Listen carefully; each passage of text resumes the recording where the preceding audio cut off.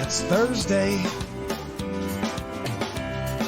It's Mark Pyers. And it's Real I was walking down the road today, looking for another way to ease my mind and help my living. It's Real Talk. It's the daily variety show, Mark Pyers Real Talk. I'm here to help you make smarter moves, to amplify your current state. And I'm here with you on Thursday, day 353 in a row of the Mark Pyers Real Talk Show, 353. I love the numbers thing. 353, tomorrow's 354, and then we're going to go on to 355, and you know where we go from there. We're closing in, guys. We are closing in. What are we, 11 days from the end of the year? I should check very quickly. We usually just have that open over here. If you go to markpyersrealtalk.com, you're going to actually see a countdown timer to the last episode. And let's see what it says. What's the countdown at right now? Come on, buddy. Let's go. Let's see it. Flash. 11 days, 22 hours, and 31 minutes from this second year of Real Talk. And I hope you're as excited about year 2 as I am. Hey, my people over on Insta, I love you. Please, Jeff, got to head over to YouTube. Subscribe. Ding the bell. That's where the show's going from now on. I posted a 1-minute clip today. Just again, I like to remind people what the motto of Real Talk is. So my clip today was just a little reminder.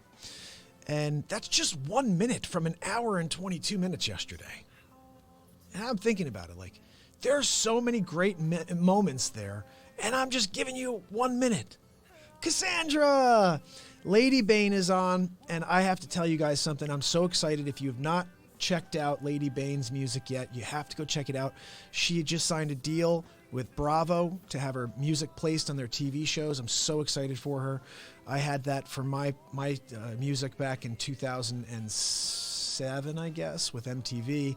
It's such a great thing to see, to hear your music on a program that people are enjoying, and to know that it's part of the program. Like, it's adding to the value of that moment. You know, when I had a placement, my best placement was the song Let's Start Slow, and it kills me how they used it. They used it in the worst possible way. They had this guy who was like really aggro, like really mean to his girlfriend, not a nice person at all, and she was really sweet. And the Let's Start Slow, the concept of this song, if you don't know it, I did play it for you a few weeks ago, is let's start slow and let our roots grow. Okay? And I think that it takes time. It takes time for you to really kind of grow into loving someone. I don't think that's an immediate thing. I think people believe that love at first sight is a thing. I think it really is it's your dream, your wish. It's like what you hope and dream of happening. You're like, oh, I could see this perfect life happening with this person because she looks really, really attractive to me. I don't think it's a love thing. I think we have maybe trigger points. We look at someone and they hit these points, you know, like that person looks like they could be a match for me. But I don't think it's a love at first sight. I think that love is something that grows. And it's like literally like a tree. The roots grow and you become one in a way. And I think that's the interesting thing about relationships. I did have Gerani a few weeks back asked me to talk about relationships. Because this show's an open forum, guys. I ask you, what do you want me to talk about here? And I'll get into it. Gerani said, why don't you talk about relationships? Well, I think what's interesting is that we are all walking around in these lives trying to figure out what the heck to do, trying to figure out what our place is, who we're supposed to spend our time with. And I think that confusion takes us out of the moment a lot of times. We're not really appreciating being alive. We're trying to fill these voids. Like, ooh, what do I do with my time? Who do I hang out with? And I think once you actually meet that right person, the one that challenges your intellect, the one that makes you feel alive, it allows you to free up your mind. I think I've talked to you about this before. You need to be able to free your mind to focus on what really matters in your life. Right now, for example, I have my family. having that allows me to focus on Real Talk. It allows me to focus on my Real Talk business, on my real estate business. It allows me to focus on Beat Seat because I don't have to worry about that piece of my life being filled, trying to figure it out. It's already been figured out. And I'm thankful for that. And I didn't realize it. I didn't realize it until I filled that void. You don't realize it until you fill that void. And then you start thinking about all the time you wasted. All the time I wasted looking. Ooh, I got to find that right person. It's kind of an interesting thing. I look back. If I was as focused on my pursuit of getting onto a stage with my guitar in my hand as I am on providing Real Talk to this planet, you absolutely would have seen me when I was 26, 27 years old, when I was writing 100 plus songs and out there on the road. But I wasn't. I wasn't focused. I was a guy out on the road writing songs and living in the clouds. Ooh, is that one my wife? Ooh, is that one my wife? Ooh, let me see. Well, maybe that one's my wife. Like, you are just like walking around like an idiot. You're trying to figure out, like, okay, I can't go through this life alone. And then you start hearing time ticking. I was like 26, 27. I'm getting to 28, and I'm like, wait a second. I haven't found that perfect person, the one I'm going to spend the rest of my life with? Uh-oh. Start getting nervous. You're biting your nails. Like, what if it doesn't happen? What if I never meet her? What if I already did and I passed on? What if I didn't appreciate someone I did meet along the way? And and now I'm standing here 28 years old. And I remember one day I said to myself, I'm done. I'm done. I felt like every time I went on a date with somebody, there was just nothing there. I couldn't find anybody that I would want to grow into, like we're talking about. I would find this weird occurrence. I don't know if you guys have ever dealt with this, where you start hanging out with somebody and then they start taking on your mannerisms. They start acting like you in a weird way. They say the things you say. Maybe you do a joke or you say something in a certain way or, an impression of some sort, and all of a sudden they start doing it and you're like, and the worst thing is it's like not good. And then like they're like kind of like watering down what you did. And you're like, and then all of a sudden you start resenting them, Bulldogs, what's up, my friend? I appreciate you being on right now. I got Bulldogs on over on Twitch. We got Ginger Bane, which is really Cassandra, Lady Bane over on YouTube, and my people over on Insta. I'm going to tell you every time I look over and see you over here, Daniel, you got to head over to YouTube, my friend, because right now, audio, video, all HD over on YouTube, Facebook, Twitch. But here on Instagram, which is my original platform, I have to film the screen, which you could sort of see that I'm filming. Look, here's my hand. Woo! I'm filming the screen, and the audio is terrible on Instagram. I'm so sorry, but I don't want my people to miss this because they've been supporting me since the beginning. But we're on day 353 in a row of the Mark Pyers Real Talk Show. I started this on 12/31/2018. It started as just a vlog, guys. I came on just to remind you that I'm a realtor. I just wanted you to know when you're out there and you're looking to buy a home or you need to sell a home, there's somebody who's going to be straight with you. There's someone who's going to tell you what you need to hear, not what you want to hear. And guess what? That is who you want to work with. You do not want to work with someone who's going to tell you what you want to hear. You're hoping for someone who's going to stand in front of you and say, I'm sorry, it's not worth that. This is what the market is telling you. First of all, don't ever let anybody tell you what they think your house is worth. That's ridiculous. No one knows what your house is worth. The market speaks. Look, this is what this traded recently. I'm going to share that with you. Let's have a conversation about it. Let's figure out where we go. Because where you price your house determines how much time you're going to spend on the market. And your escape plan. Where are you going next? Well, I'm in no rush. Well, okay, that makes sense. But if you do want to get out, pricing is the most important factor. The most important factor. Well, I have a new kitchen. Well, I have a new roof. Doesn't matter. It's the price. People will not pay more than it's worth. And guess what? In 2019, going into 2020, you cannot fool people anymore. The information's out there. Transparency. That's how you get deals done. Don't go around trying to create shade. You'll put yourself in a category. You know what that category is? People I don't want to deal with. something that's always rattling around in my mind since I started in this business at 28 years old as a real estate agent. I'm going to be doing this for 40 years. As a 28-year-old, I got my license and I'm like, I'm going to be selling, there's a very good chance I'll be selling real estate for the next 40 years of my life. So every time I do a deal, every time I interact with a client, every time I put myself in front of someone to prove myself, I'm doing it with that in mind. I'm not leaving tomorrow. I'm not flash in the night. And then where did that guy go? Where was that guy who sold my house and then he disappeared? No, 10, 20, 30 years later, I'm the guy you can rely on. I'll be here. Been here for 353 days in a row. I'll be here for my clients. Providing real talk. Now, this team of mine came over to Berkshire Hathaway to start the Real Talk team. We're going into 2020 and I want to build this team out, guys. So if you're in the real estate business and you're not happy with your performance, you're not happy with the market, you're looking for just an edge, give me a ring, shoot me a note. I'm building out the Real Talk team, and I'll tell you what, I'm on the air every day. I'll promote your properties. We'll find a way to get people to see your properties more than they're seeing them now. I can tell you have a chance. We got a new platform. Right now, you put it on Zillow, put it on all your platforms, drop it through the Real Talk show.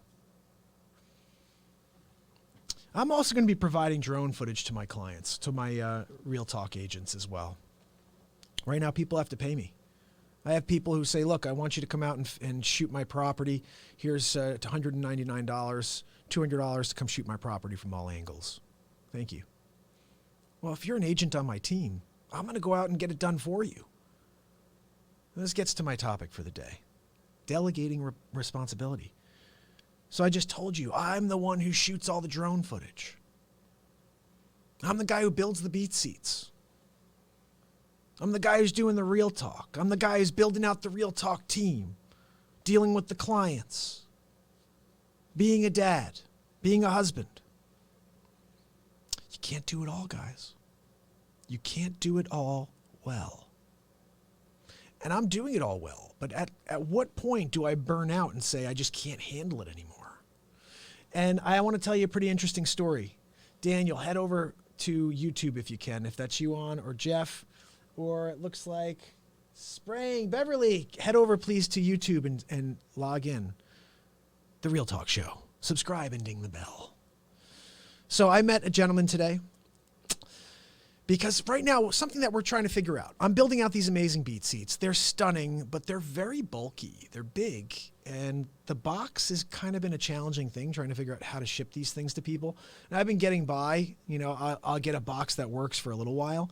But realistically, I have to find a long-term solution, something that we can be proud of, Like I want to be able to show off the logo on the side of the box. I want it to be an experience. I want people to see that box arrive and see beat seat. And then they open it up and they're like, it's almost like the Holy Grail where the light comes out of the box. And like, it's my beat seat. So I had Danbury Square Box come by today, which is a cardboard manufacturing company. And I like to keep things local if possible. I like to support people, especially small companies, small businesses. This is America. We're here to help each other grow. And so he shared his story. They've been around for 100 years, small family business. They basically deal with everybody here in Connecticut, Westchester County. And I think they can handle all of our needs. So we're chatting, and he's a nice gentleman, nice older gentleman. And he said, I got to tell you something. I'm hearing you. He goes, I'm watching you, I'm seeing you. He goes, can I give you a suggestion? I said, yeah, please do. He goes, this is coming from an old guy who's experienced some things. And I said, shoot, let's hear it. And the guy hit me with some real talk. Check this out. He goes, focus only on the things that you're great at. And anything else that's a challenge for you, anything else that you have to work to do, that's like, okay, because I've said this before, I'm not a carpenter by trade. I just happen to be a carpenter's son. I happen to be around it enough in my entire life to pick up how to build things. I've been around, figure out, I know how to frame a house. I know how things are done, how a bathroom is, how you do a bathroom renovation and a kitchen renovation and plumbing and electrical. These are things I've been around. Just because I hadn't put it to practice doesn't mean I hadn't seen it enough to be able to do it myself, okay? Now, certain things I'm kind of terrified of, like electric, but I did do some work at my house recently. You're allowed to work on your own house. Do you guys know this? You can actually do work on your own house without a permit. But I just like to do things, obviously. But it takes up valuable time when I'm spending, say, 3-4 hours building a beat seat to sell for $350 when I can have somebody else do that for me while I spend 3 to 4 hours making phone calls for the beat seat. Or maybe being live with you guys for some more time. So there's an opportunity for me going forward in 2020. It's about delegating responsibility. I'm going to get better at it. I'm just not good at it right now, guys. Do you guys have any tips? Anything that you do? I'm curious. Like, how do you handle delegating responsibility? I have a friend, Brian. I should contact him. He's brilliant at it. I'll tell you, I met him recently, maybe during the summer, to discuss selling his house. And he was explaining to me how much he delegates. He's like, yeah, and I need this done. I got a guy over here who does that. I got someone who does this. And I'm like, that's genius, because it allows him to free up the space in his mind to be creative. And for somebody like me who wants to continue to delve within the soul, it's hard for me to do that if I'm focused on the little details, building out beat seats, packaging. I'm figuring out how to cut cardboard boxes to fit the beat seat. This guy's like, what are you doing? He goes, you need to delegate more. If I can give you one tip, it's this, young man. Delegate. Focus on what you're great at. Your talk show, playing the beat seat. Maybe you still build one occasionally, but get someone else to do the dirty work. You've got to hand it off, guys. I've been talking about it for a long time. I'm going to hand it off. Honestly, it would make me feel better to know that there's somebody who is taking the pride in the construction besides me, and to know they're just being fulfilled. Orders are coming in and they're being fulfilled. That's all I want to know.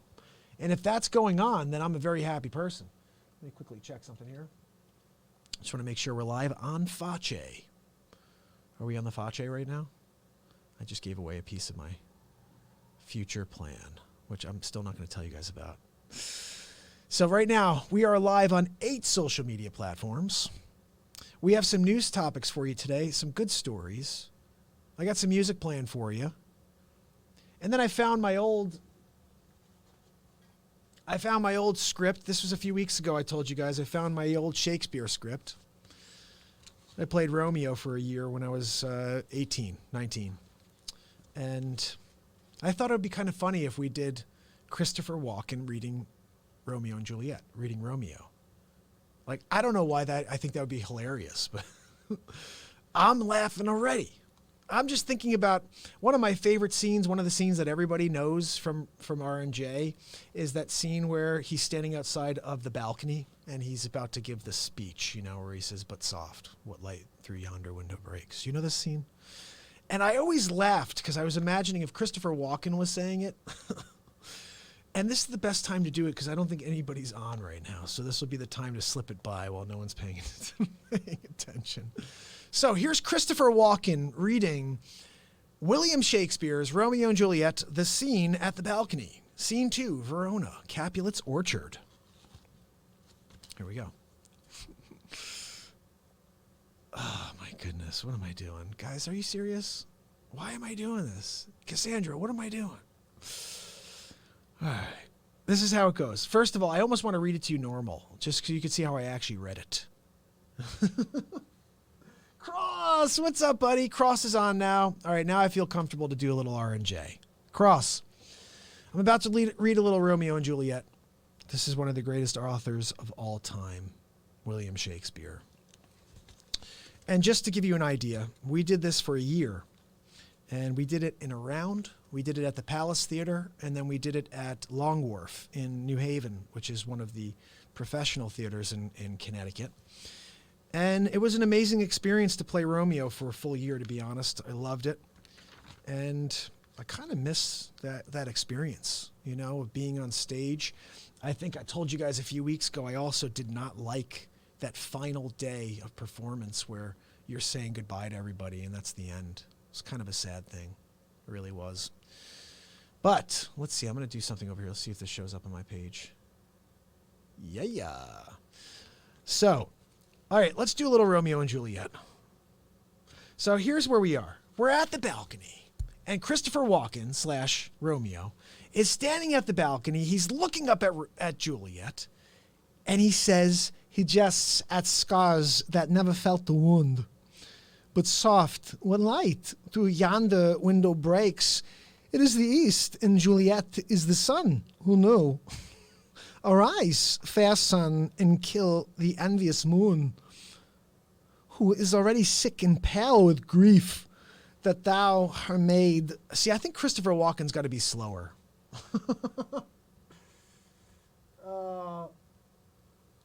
Oh, you read Macbeth? Okay, I played Macduff in Macbeth for like a little short script, like a little... They were doing scenes for this other Shakespeare thing I did that summer, and I played Macduff in this like huge sword battle. It was actually pretty cool. But I think that Walken must speak a lot slower. But soft... What light through yonder window breaks, it is the east, and Juliet is the sun. Arise, fair sun, and kill the envious moon, who is already sick and pale with grief that thou, her maid, were far more fair than she, but not her maid, since she is envious. Her vestal livery is but sick and green. Oh no, guys, and none but fools do wear it. Cast it off. So that's my Christopher Walken doing. Really, this is the better way of reading it. I mean, seriously, this is the way that it should be read. You read it off the script as if it's coming out of you in real time. He jests at scars that never felt a wound. But soft. What light through yonder window breaks? Oh, it is the east. Juliet is the sun. Arise, fair sun, and kill the envious moon, who is so sick and pale with grief. That thou art her... I forget it. I used to know this by heart, guys. I used to be able to just read this right off the book. Not anymore. The part I always wish I had a chance to play, though, was Queen Mab, was the Queen Mab speech. Do you guys know that speech? Oh, my goodness. I wonder if I could find that. That was Mercurio. This is it right here. Oh, then I see Queen Math. Yeah. All right, let's read Queen Mab to you. You guys know this? I don't think I could do it as... Should we do it as Al Pacino, as Scarface? Oh, then I see Queen Mab hath been with you. She is the fairy's midwife, and she has in shape no bigger than an agate stone and the forefinger of an alderman. Okay? Oh, I should have worked on this a little first, guys, but to do some Shakespeare as a different character. Like, it would be kind of funny if we had 4 or 5 characters and we're just moving through things. That would be funny. To Photography Belmont and Fairgelon. How you doing? Thanks for tuning in. Guys, head over to YouTube, subscribe, and ding the bell. We're doing some Shakespeare right now. Oh, she doth teach the torches to burn bright. It seems she hangs upon the cheek of night as a rich jewel in an Ethiop's ear. Beauty too rich for use, for earth too dear. So shows a snowy dove trooping with crows, as yonder lady o'er her fellows shows. The measure done, I'll watch her place of stand, and touching hers, make blessed my rude hand. Did my heart love till now? Forswear its sight, for I ne'er saw true beauty till this night, till I saw this beauty this night. Oh, I miss Shakespeare.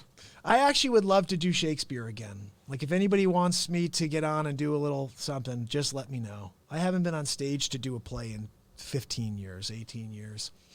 And, I miss it, but I also don't miss, like I said, putting in all that time, and then the end of it, it's just like, okay, well, what's next? Oh, it's over? We just throw the script away? Ugh. So, yeah, I'm getting a message from Restream. Yeah, I got your message, pal. We're live on another channel because of you. They're like, hey, we wanted to know what you wanted for Christmas, so we're giving you a free channel. I'm like, yeah, thank you. We're on Real Talk channel as well. Who's on with me today? Anybody here on the Facebook channel? I got Cross on. I got Ginger. My Cassandra over here and Bulldog. Bulldog over on Twitch. I appreciate you. So listen, we're going to get into the news. I got some great topics for you guys today. We're going to play some music. Some music on the beat seat. I'm not sure what I'm going to do yet on that. I'm probably just going to improvise something today because I have not planned that out at all. So what do you say? Should we get ourselves into the news? Maybe we'll put a little something else on today. What do we got here? I love this song right here. All right, let's get some news going. What do you say? How about a little real estate news?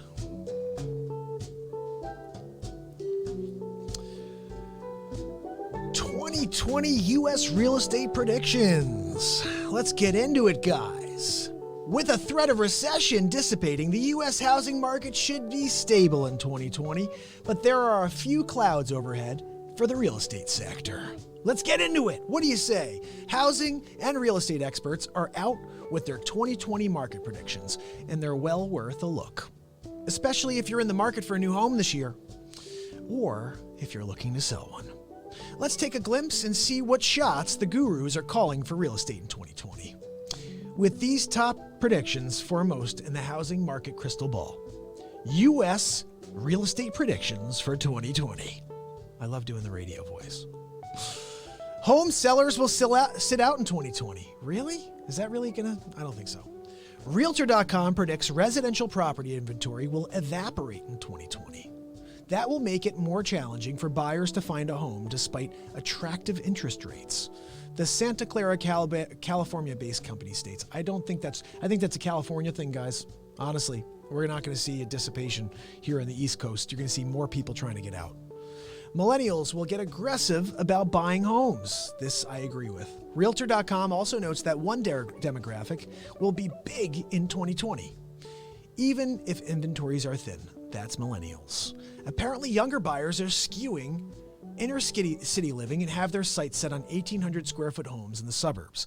With good neighborhoods and decent schools, millennials will take more mortgages than baby boomers or Gen Xers in 2020.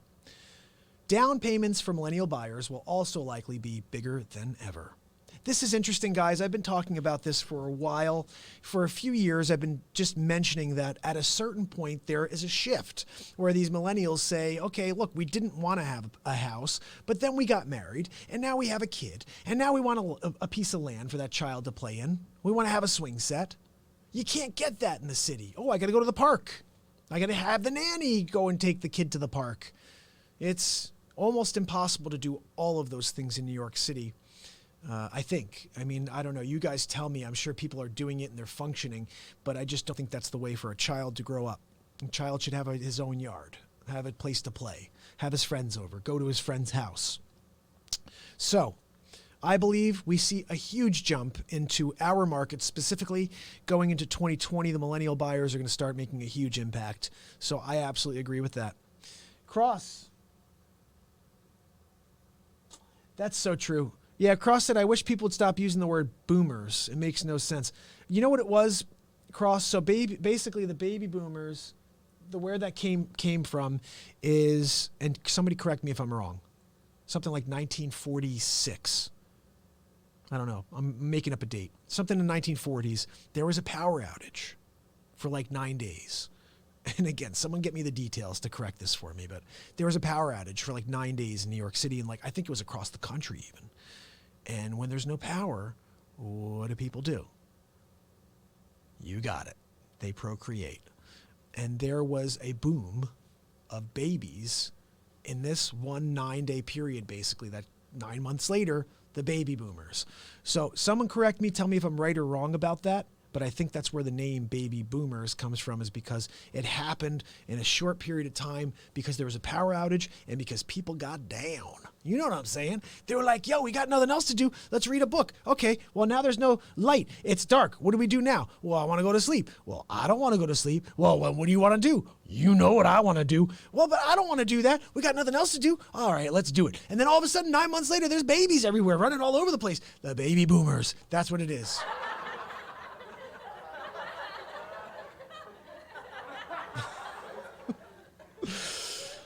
That's my story. I'm sticking to it. No, I really don't know. I think that's what it is, though. Someone has to correct that for me or just let me know. So home prices will flatten. This, again, I agree with. We're still leveling out across the country. They also predict that U.S. home sales will flatten, increasing just 0.8% nationwide. Prices will decline in more than 25% of the 100 largest metros, including Chicago, Dallas, Las Vegas, Miami, and San Francisco. The housing market will be more competitive. Seattle-based Redfin predicts that U.S. housing market will be more competitive in 2020 as the cool down that began in the second half of 2018 comes to an end. Low mortgage rates started to revitalize the market at the end of the summer, but we won't see their full impact on demand for housing until next year. 2020. In 2020, buyers will have fewer homes to choose from than they did in the last 5 years. But the return of bidding wars is good news for sellers, who may have been holding out this year as the market stabilized. The competition and faster price growth will tempt more home buyers and builders to list homes, which will help improve the balance between supply and demand by the end of the year. I totally agree with all this, except in this East Coast, I don't think we're going to see a slowdown. I don't think we're going to see a dissipation of homes. We're going to see an increase of properties listed when we get to February, just like we always do. This is the window. I have told all of my clients, I'll tell you right now, if you want to list a house, call me right now. Let's put it on the market today. This is the time. There are active buyers. I have a property that came off the market last week, and I have 3 showings this week. It's not even on the market. What the heck? Are you serious? That's what's going on right now? I'm like, can you just let me put it back on the market? You have 3 people who want to buy it and we're not even on the market. That to me is like counterproductive. You know you have interest. You've got 3 interested parties and let's take the house off the market for the holidays. What? But everybody wants the house right now. They want it right now. Now here's the other thing. You want to open up your home to the deepest pool of qualified buyers. That's what I do best. I take a listing and I open it up to the world. I want the entire world to know about it, okay? When you have a home that is off the market, but there are still interested parties, you're cutting off your nose to spite your face. You're going to allow just those 3 people to dictate the final value of this home? When right now we have a chance of grabbing another 1 or 2 or 3 parties? I'm telling you, there are buyers out there right now. I had an amazing lunch today with a couple of cool guys, kind of little networking lunch.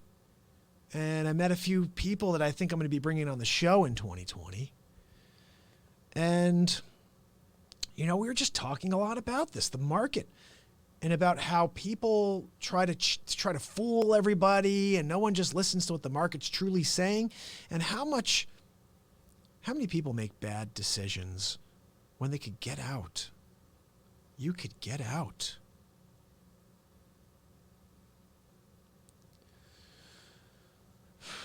Your happiness is more important than that extra $1,000 or $15,000. Trust me. I know you feel like I need that extra 15. No. You need to get rid of that property because 1, 2, 3 months go by, you just spent $20,000. Always think about the back end. Always think about your back end. I get a lot of clients who see the offer and they think about the offer. That's it. Oh, well, that person's just trying to get it for a song. No, that person's looking at the market. They're giving you their fair market value, what they believe it's worth. The question is, how are you looking at it? Are you looking at it as, oh, that person's not paying what it's worth? Or are you looking at it that I'm overvaluing it? Because if no one else is offering, you get one offer and it's that number and they're not willing to go any higher, someone's got to give. It's not them. If you want to sell, sell. Get the heck out. Move on to the next property. I could show you a lot of great properties right now. You just need to say yes to the sale first. What else do we got? Go south, young buyer. Redfin also notes that southeastern U.S. will rule the roost on the home price appreciation area. Charleston and Charlotte will lead the nation in home price growth. It's interesting. Actually, that's not surprising. I have a client who moved down to Charlotte recently. His daughter's from down there. He's got a place down in Georgia as well, and he said Charlotte's on fire. It's been on fire for a few years, so I'm not surprised about that. Expect bidding wars. This is one of the most difficult things when you are representing a property, to navigate the bidding war. I don't think people realize how difficult that is. Because you want to make sure you get a deal. All of a sudden you got multiple parties in there, and there's a very good chance that you wind up with zero deal, with no party. It's a weird thing. Everyone thinks, oh, well, I want to get into a bid. I want to win that. No, sometimes people get scared off. Like, oh, wait, no, we're in a bidding war now. I'm backing out. No, don't back out. Wait, the sellers may accept it, though. No, we don't want to be in a bidding war. That happens a lot. People back out just because they do not want to be in a bidding war. Like, but you don't know if you're going to get the house. You don't know what that other person bid. You could always say no if they come back and say you have to go higher. You could just say, no, I don't want to go any higher. This is my number. So I think it's important for you to put your best foot forward always. If you could only make one offer on a property, don't hit them low. Just hit them with your best offer. If a property's on for $1 million, you can't afford $1 million. You can afford 900. Don't go in at 800. Just go in there with one offer.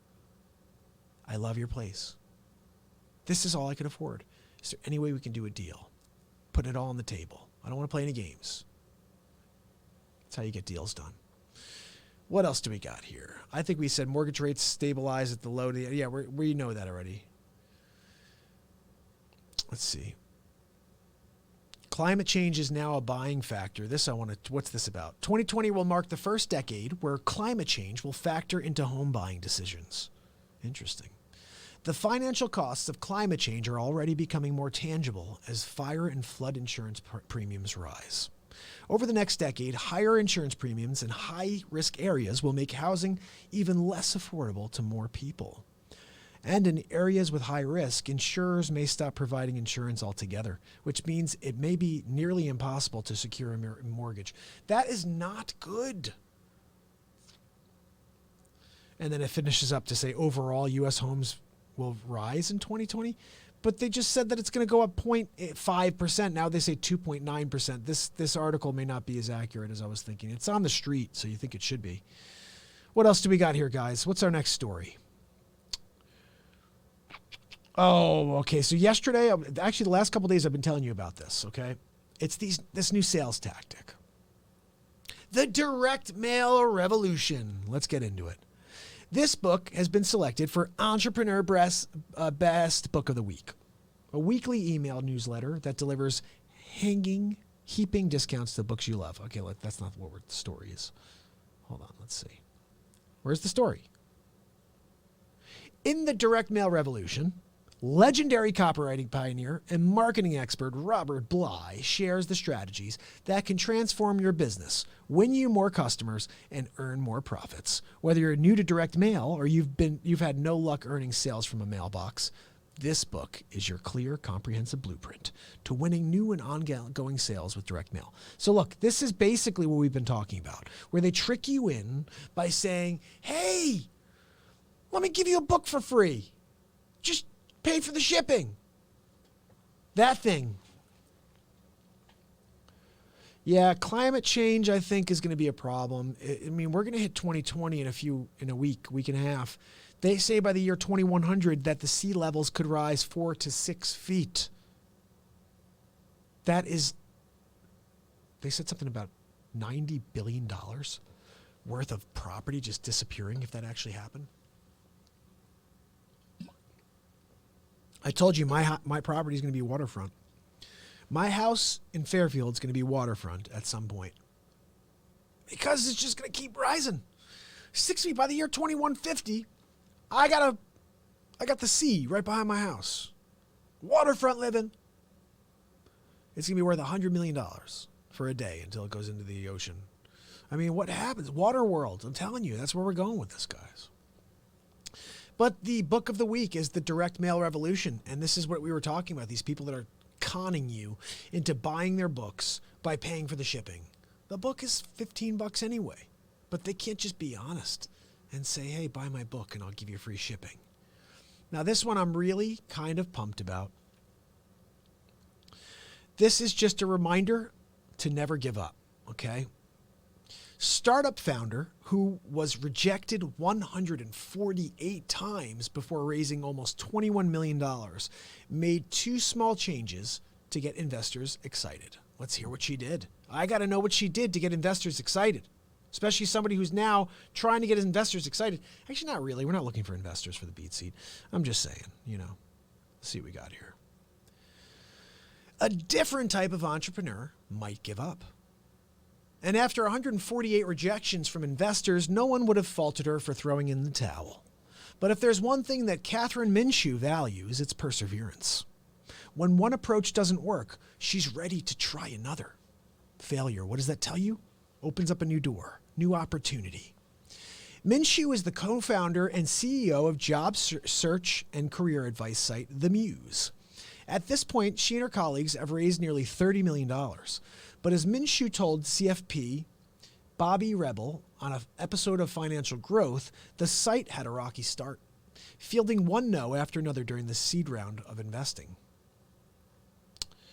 Let's see what she said and how she overcame. Ready? She pinned all of her first meetings with investors to roughly 3-week period. Before that, Minshew said she'd take whatever appointment the investors had available. Now, she'd ask them to meet in a specific time frame. And if they said they weren't available, she'd respond with something like, I need to get all our meetings done by X date. I can push it a few days. Let me know if you're going to be able to make it work. If not, totally fine. Maybe there will be another round that you can participate in. Interesting. Inevitably, Minshew said many investors would say they'd move around their schedule to fit in a meeting. And the ones that weren't able to, or the ones that said, no, sorry, I can't do it, probably would have never backed the company to begin with. That's interesting. She solicited candid feedback from her end users. This is good advice right here. Get feedback from your users. The second strategy allowed her to stay confident that her idea was viable. If you tell someone that you're a founder of a company and ask for their input, they're more likely to give you positive input because they don't want to hurt your feelings. If you tell them that you're a consultant, helping a company understand how its market positioning lands or helps a company better understand what it's doing well, people are more likely to give you totally unfiltered feedback. Based on the feedback she was getting from her target audience, she understood that she had tapped a nerve. Even though there were areas that she could improve, there was a need for the Muse. We were on a path that people loved. Is that the end of it? I guess that's the end of it. So anyway, she solicited feedback from her end users, and then the other thing she did was she basically dictated when the meetings would take place. If someone said they couldn't take a meeting, she said, okay, well, let me know if you can make it work. If you can't, no big deal. Maybe you could be a part of the next round. What that does is it kind of creates a little bit of leverage lightly. I mean, you are looking for investment, so it may not work, but if you show them that your time is valuable, that you have other appointments that are lining up in this window, and by the way, if you don't make it in there, we are going to take somebody else. It almost makes them feel like they need to get in to see it before somebody else invests their money. So it is a wise strategy to take on. So look, 148 times she heard the word no. Did she give up after 145, 46, 147? No, she just kept going. She said she saw, okay, that didn't work. Let's adjust. The most important characteristic of a human is adaptability. She adapted over and over until she landed. Now she's got the Muse. She's raised $30 million after hearing no 148 times. I've heard no a lot of times for the beat seat since I started. I've heard people say, well, how big is the market for the beat seat? Maybe you should talk to that person. They've got great ideas. Maybe they've got an idea that you could jump on. Excuse me? This is the beat seat. I invented and have a patent for that. I would never stop building that even if it was the smallest market in the world. There's a need. It is, however, 3 markets, massive markets, and when they do eventually start to trickle down, it will be something. But if you don't believe, you will never get there. You need to believe first in yourself. Believe in your idea. If I heard someone tell me, maybe you should try something else, how big is the market on that? How many people are going to buy that thing? What does it do? If you start listening to that stuff, you fail every time. You lose every time. One of my quotes, you'll find this. I don't even know where you'll find it. It's actually on Instagram, but I'm about to drop it as a t-shirt. Is when you second guess yourself, you lose every time. Not sometimes, every time. Don't ever second guess your intuition. It's telling you something. I want to share something with you guys. This is something we're building out. You can go to Teespring, that's teespring.com/Mark Pyers Real Talk, and officially buy your Mark Pyers Real Talk t-shirts. Now, this is the first one. It's going to be better. Okay, I'm actually going to adjust this first one, so anybody who gets this version before I adjust it, bravo. You can now buy your Mark Pyers Real Talk t-shirts. I'm going to be dropping quotes. Every quote that I've ever put out. When someone says you can't smile and thank him for the fuel, that will be a quote. Picture, quote, right there in the back, Real Talk. Got to start seeing these shirts all over the place, guys. Let's get the word out there. Buy t-shirt. Get yourself a Christmas gift. Get somebody you know a Christmas gift with one of your favorite quotes. If you see a quote on my Instagram page that you love, or on my Facebook page that you love, that I've not made as a t-shirt in the next week or whatever, even today, if you happen to go in there and you're like, I love this quote, Mark, I'd love it as a t-shirt, shoot me the DM. I'll make it as a t-shirt for you, okay? It will be one of the first ones I make for you. Cross wants to hear some beat seat. I'm up for it, my friend. All right, let's get through this last story. So our entrepreneur, she is impressive. 148 times, she just kept going. Don't ever give up. Now, yesterday I talked to you about a story. This was a story that I read online recently, and now I'm realizing this is not a new story. But I'm going to read it to you very quickly because Cross wants to hear some music, so we're going to get to that. But let's get to this. What an old pocket watch says about your unique value, your worth, and your leadership. In order for individuals, families, organizations, and communities to thrive, people must see value in others and feel that others see value in them. Seeing deeply and expressing powerfully the worth and value of others is one of the ultimate imperatives for dynamic leadership in the 21st century. All right, so this is the story that I read to you guys, or I just explained this. It's an unattributed modern parable is what they call it, okay?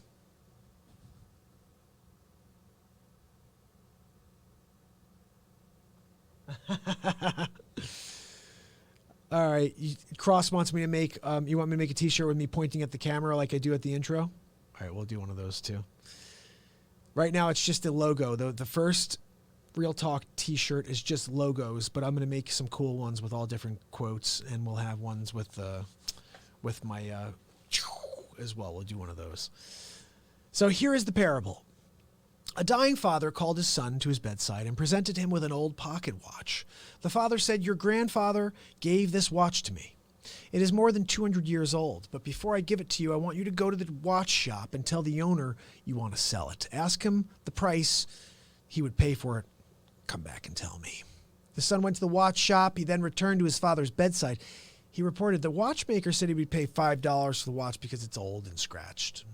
Father said, "Okay, why don't you go to the coffee shop and ask the owner if he would be interested in buying the pocket watch and what he'd be willing to pay." The son ran to the coffee shop, quickly returned. He told his father the coffee shop owner said he didn't have much use for an old pocket watch, but he did offer me $3 for it. Finally, the father said, "Okay, go to the museum and show it to them. Show them the watch." The son left for the museum. He returned with a look of astonishment on his face. He whispered, "Father, the curator at the museum offered me $1 million for this pocket watch." The father laid his head back, closed his eyes, and said, "I wanted you to experience for yourself that the right place and the right people will value your value in the right way." Never put yourself in the wrong place with the wrong people and then get angry when you don't feel valued. Don't stay in a place or with people that don't value your value. Know your worth, and while being confident in your own value, look for the value and the potential worth of others. The first lesson of this parable is vital. We must value our own value. This is about confidence, not arrogance. It's about our ability to feel assured in who we are and what we bring to any situation, whether at work, home, or in any community. Along with recognizing our own value, we must also avoid putting others and ourselves in the wrong place with the wrong people who don't value our value. An abusive spouse, partner, or friend is unacceptable. A boss that is belittling you or bullying you, or contemptuous colleague or demeaning online connection is intolerable. While it is often hard to extricate oneself from such relationships, I repeat, we cannot thrive and should not stay in a place or with people that don't value our value. Avoid the watch shop and coffee shop owners of the world who will never appreciate or understand your value and worth. Look for the museum curators, the true leaders, who will not only acknowledge and appreciate, but actually amplify your value. I say to amplify your current state. This is great, guys. I almost don't even want to say anything. This is perfectly written. Let's keep going. The second lesson of the parable is for leaders.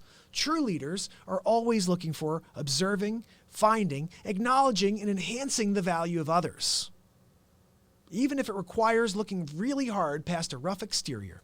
Immature personality, youthful inexperience, or hardened attitude, like the pocket watch, there may be immense value in what appears common or even defective.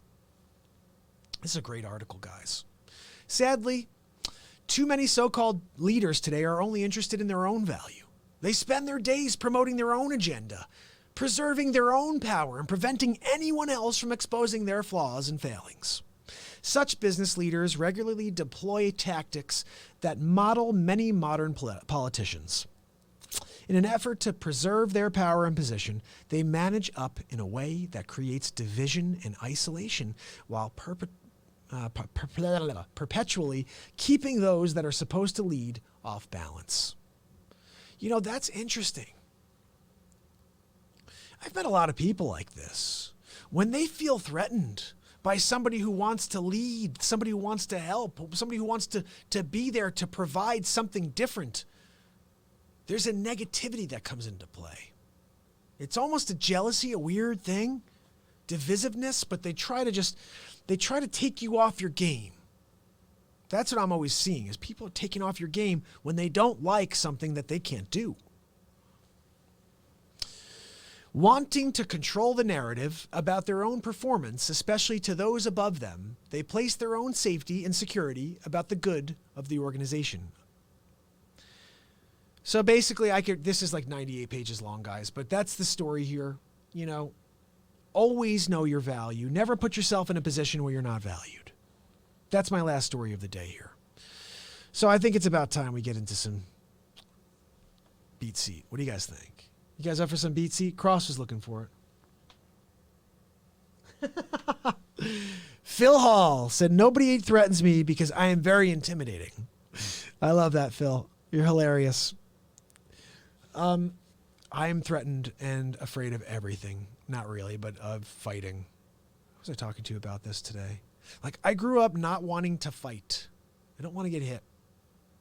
The only 2 times I've been hit in my life, it was because I stuck up for someone when I shouldn't have. Both times. Hey, leave that guy alone. I'm going to punch you in the face now. That happened. And then the other time, too. My friend was fighting someone else, and I got in the way. I was like, oh, no, guys, stop. And then I got hit. That happened. I don't like getting hit, guys. I want to get along with people. I'm here to bridge gaps, not to burn bridges. And if you are a bridge builder, let me know. We got work to do. Join the team. Join the Real Talk team. So let's see. I think it's about beat seat time. What do you guys think? Now today, I You see I only have one beat seat there because the other one is now with our cardboard producer. He's going to be laying out a new plan for our cardboard. I'm excited. Yes. Cross said probably ungrateful people. That's right. All right, let's beat seed it. Let's see. What do we got?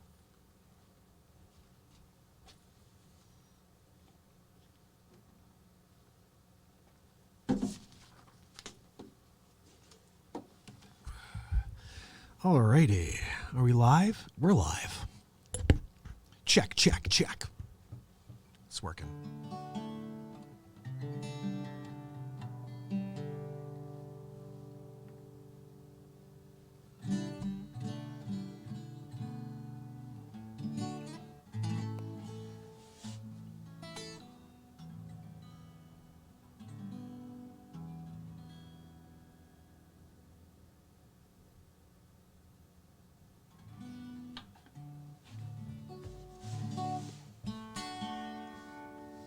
Does this seem working?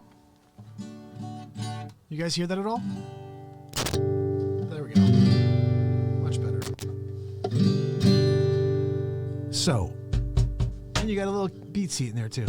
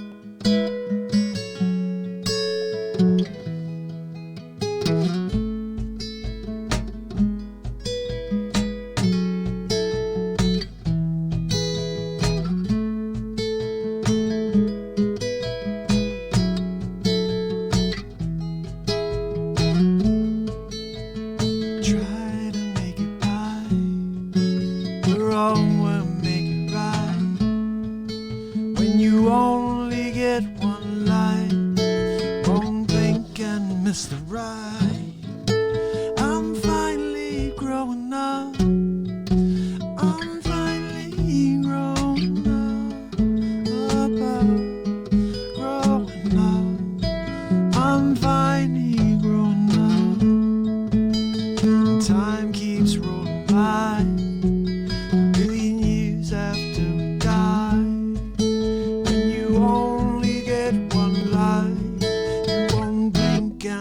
the ride.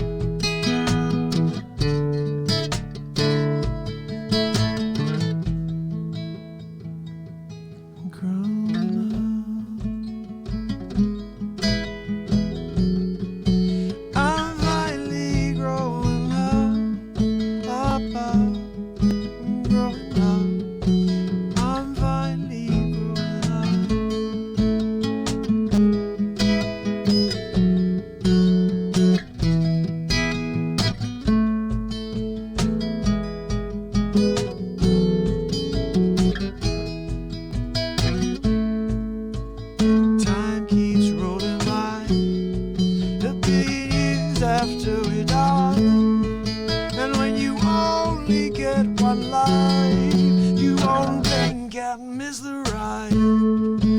I'm finally growing up. I'm finally growing up. I'm growing up.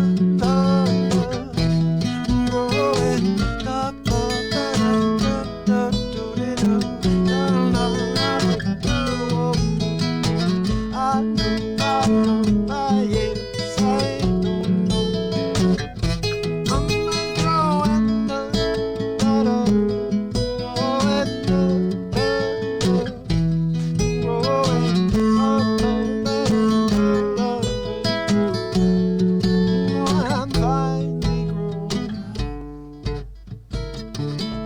All of my childish ways,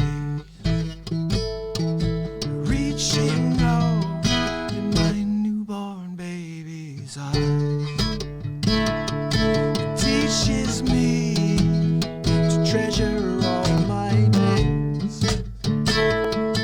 Look at me, I'm growing up. I'm finally growing up.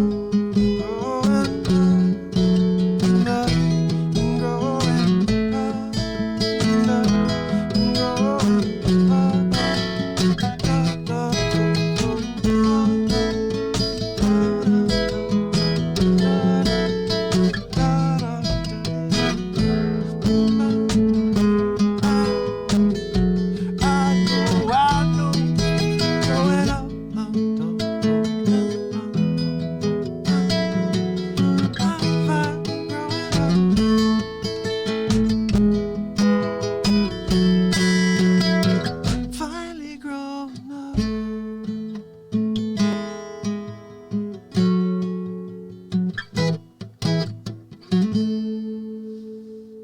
Every string out of tune. That's what happens when you keep a guitar out in a room that's not heated until I turn on my fan. My heat every day.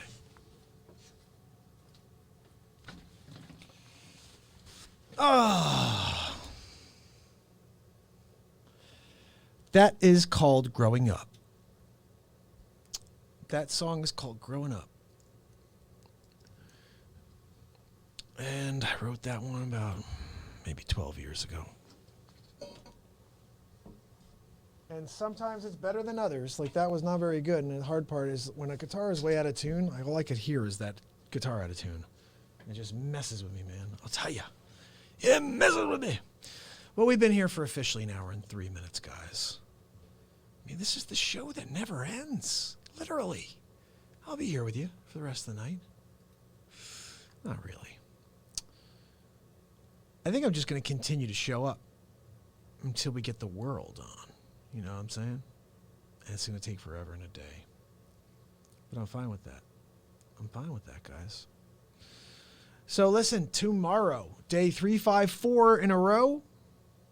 If you guys have any topics you want me to get into, let me know. I've got lots of stuff planned. Lots of stuff planned. I mean, we tried to do a little Shakespeare earlier. Christopher Walken doing Shakespeare. It was not good. Christopher Walken doing Shakespeare? I mean, that should be hilarious. It should be hilarious. I think you have to find the right character, though. Got to find the right character to do it. So, anyway, I'm going to book it out, guys. I've got to... Oh, Cross, thank you, buddy. I appreciate it. I really appreciate you coming on and supporting the show, my friend. Thank you so much. Let me do a little... I'm going to say thank you. Here, I never do this. Let's see if there's a way to... Did that work? Yeah. I said thank you. Nice. So, I always forget that I can actually communicate with you guys through this chat window here. So, anyway, I'm going to call it a night. Remember to tell your friends. Tell everybody. I'll be back tomorrow. Tomorrow's Friday. Actually, we have 2 shows tomorrow. You guys know that, right? I'll be live during the day from the studio and then live tomorrow evening for Friday Night Live. Now, that being said, it's a trick. A little bit of a trick question here, possibly. Star Wars came out last night, I think, or today. So I'm planning on taking my son. I don't know if it's going to be tomorrow or if it's going to be over the weekend. We'll have to figure that out. But I would like to take my son, and that may impede with my real talk tomorrow night if I go tomorrow with him. But I will be live from the studio during the day for sure for day 354 and every day beyond. Guys, subscribe, ding the bell here on YouTube. This is where the show goes. And that's basically it.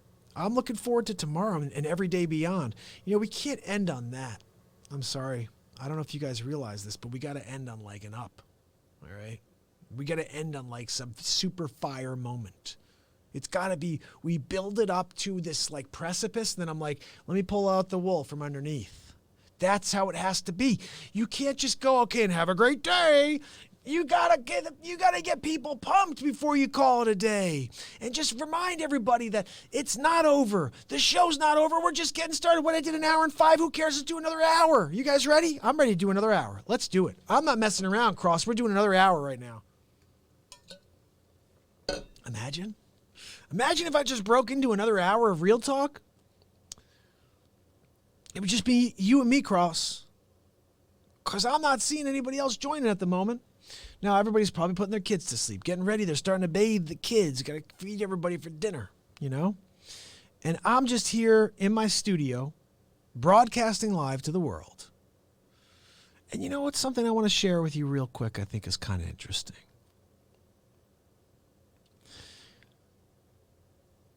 You know, we're here just connecting on this, like, I said the bridge earlier. Like, that's kind of what it is. Like, we're bridging a gap between me and you. We're creating an opportunity to connect that wasn't there before. You could connect with something else. You could watch anything else. But this is a new thing. And it's amazing that you could be flipping back in 5 years and watching this and say to yourself, what? Nobody's on? Like when I was just sitting here thinking, I'm doing Shakespeare earlier. I'm doing Christopher Walken as Shakespeare. And I'm like, you know what? This is the time to do it, because I looked down and I didn't see anybody on the air with me. And I was like, this is the time to slip it by. No one's going to ever see that. But when someone goes back in a few years and they look back at all this content, because I think what's also interesting is this: I'm doing an hour plus every day. We did an hour and 22 yesterday, an hour and 13, every day is an hour plus. Today we're at an hour and 8 minutes currently. I know no one's going to watch this content now, but Cross has been on with me. Thank you, Cross. But no one's going to watch the whole thing from beginning to end now. Now they won't. They will watch it all once I'm gone.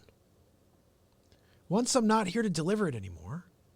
Once I'm not here to go live every day and continue to deliver these messages, it's going to be all I have are the messages that are there. And somebody will come across this one. And they say, it's kind of weird. He's talking to me right now. He's talking to me in the future. Yeah, I'm talking to you right now. Can you believe we're on right now and no one's paying attention to these messages yet? Can you believe what we're doing here? What you now in the future are seeing and everybody's a part of. Can you believe that you're watching this episode and no one's connected but you in the future? I got Cross on with me. I got Phil. I got a few other people. The future is bright, but only if you keep driving towards it. There's a very good chance you never see me if I give up today. There's a very good chance you don't look back at this message. You're not looking at this message because I gave up. This message is sitting in the ether because I decided to give up. I didn't have what it took. So I stopped at 353. That's the only way. Or you actually are coming across this message because you are one of my chosen followers, my people. And together we're going to do some amazing things. We're going to change things. It's up to us. It's up to us. This time, short. It is very short, but it's ours. It's ours to work with. Every moment that we are breathing is an opportunity for us to advance, to create. So step up. Start realizing your greatness or your potential greatness. I want to share one side story from today's lunch meeting. I met this financial advisor, really cool guy. I'm going to have him on the show, and his wife as well, who happens to be nutritionists. So I think there's a lot of crossover here for the Real Talk show. But I was speaking to him, and he was explaining to me where he grew up, and not grew up, but where he worked when he was younger, and some of the situations he dealt with. And you start realizing some people are born into an existence, or they're in an environment or around people they can't get away from. They're forced to exist in that environment. So how do you break away? I think the first way you break away is by realizing where you are and then setting your path, your mind on getting out. Just see it. I am still the firmest, I believe so strongly that when you believe, you make things possible. When you believe, you give yourself additional energy you didn't have. Belief is the most amazing thing in the world. And every time I believe, I become. And this is what we're here to do. We're here to become. I almost put this out the other day because I had Mustafa, one of my followers over here on Facebook, sent a really nice note to me about philosophy and about some of the things I say. He goes, you should be a philosopher. I said, well, I am become. Just thought about that. I am become. I am become. Every single thing I am become. It's an interesting thing when you feel so confident and strong about something that you could think about it and say, I am become.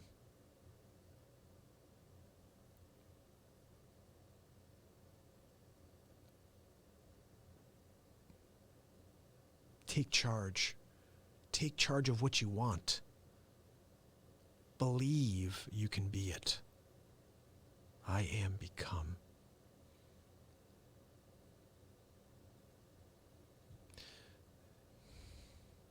But don't forget, just because I say stuff like that, it doesn't happen immediately. Nothing happens immediately. This whole thing about power of positivity and the power of suggestion and all these things, the truth or the secret, all these things.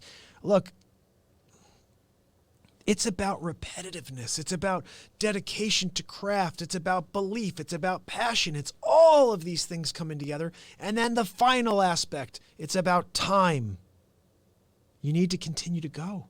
You need to continue to build. You need to continue to reach. You need to continue to connect. I got crossover here. We're connecting with people all over the planet.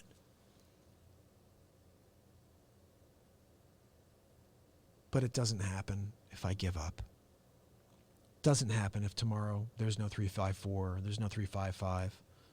This only happens if I show up every day and drop this. We get into it on a daily. We deliver some beat seat content. This is what we're here to do every day. It's a show. Variety show. And it's got to be more back and forth.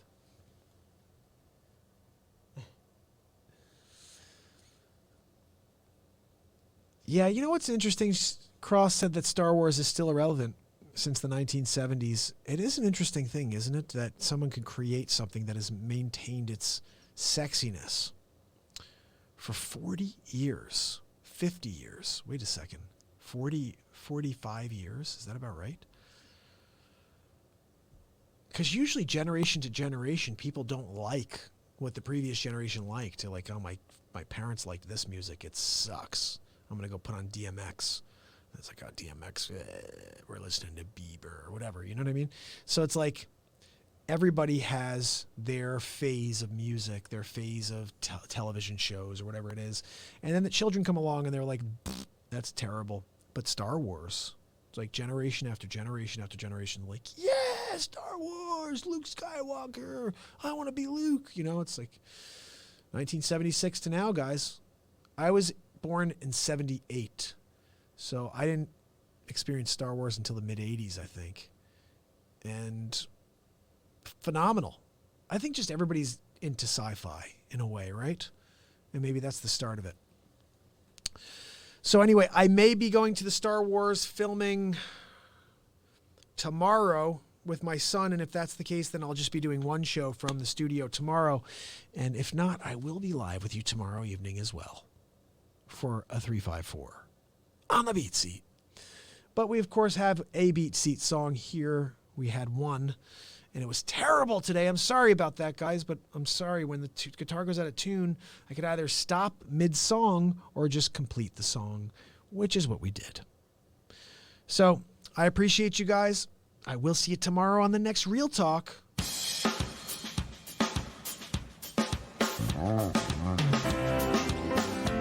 Remember, send me your requests. Send me your topics. Tomorrow, whole new episode.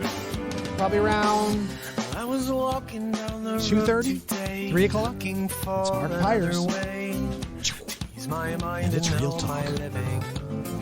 I look into the windows of the passing cars driving next to me. Look how the open road affects us.